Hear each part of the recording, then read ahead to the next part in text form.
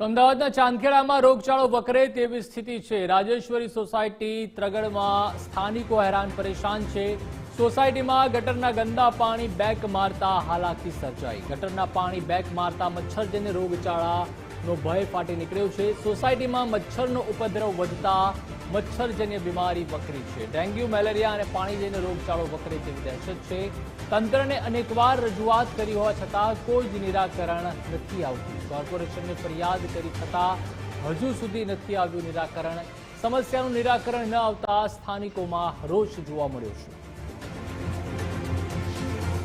અમદાવાદમાં વરસાદે વિરામ લીધો। આજે 15 દિવસ થયા, પરંતુ રાજેશ્વરી સોસાયટી ત્રાગડ રોડ પર આવેલી છે તેના લોકોની હાલત નરકાદ્વાર જેવી થઈ ગઈ છે। કારણ એ છે કે અહીં વરસાદી પાણી અને ગટરના પાણી મિક્સ થઈને બેક માર્યા છે ને હજી સુધી વરસાદી પાણી ઓસર્યા નથી, જેને કારણે આપ જોઈ શકો છો કે મચ્છરોનો ઉપદ્રવ થઈ ગયો છે। અહીં આ સોસાયટીની વચ્ચે જ મચ્છરોનો ઉપદ્રવ થઈ ગયો છે, બ્રીડિંગ જોવા મળી રહ્યું છે, જેને કારણે અહીંના જે સોસાયટીના દરેક ઘરમાં બીમારી ઘર કરી ગઈ છે। દરેક ઘરના એક બે સભ્યો બીમાર છે।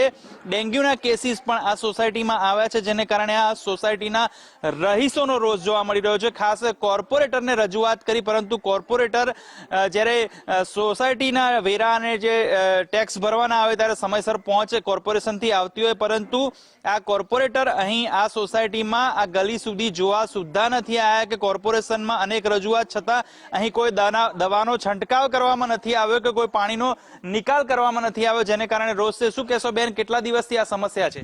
લગભગ 15-20 દિવસથી આ સમસ્યા છે અને પાણીમાં તમે જોઈ શકો છો કે અંદર મચ્છરો બી છે અને છોકરાઓને રોજ સ્કૂલે લઈ જવા લાવવા માટે બહુ તકલીફ પડી રહી છે, કારણ કે બાઇક બી સ્લીપ થઈ જવાનો ડર લાગે છે, કારણ કે અંદર હવે લીલ બી જામવા માંડી છે। દરેક ઘરમાં એક પેશન્ટ છે, ડેન્ગ્યુ છે કે કોઈને મેલેરિયા છે, કોઈને નોર્મલ ફીવર છે, એટલે આ પ્રોબ્લેમ કન્ટિન્યુ છે આખી સોસાયટીની અંદર।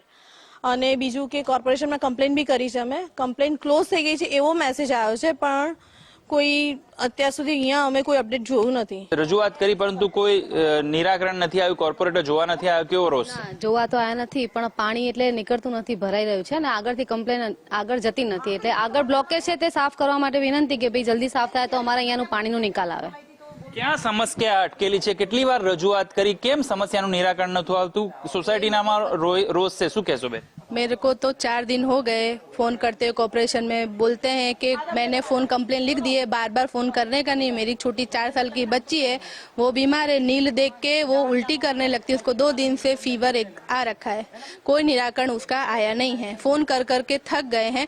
मेरे बच्चे का स्कूल वैन भी छोड़ दिया है कि मैं गटर के पानी में वैन लेके आऊंगा नहीं। मतलब डेली से ही बुला रही हूँ उनको, मशीन भी बुलाई है मैंने 2 दिन पहले।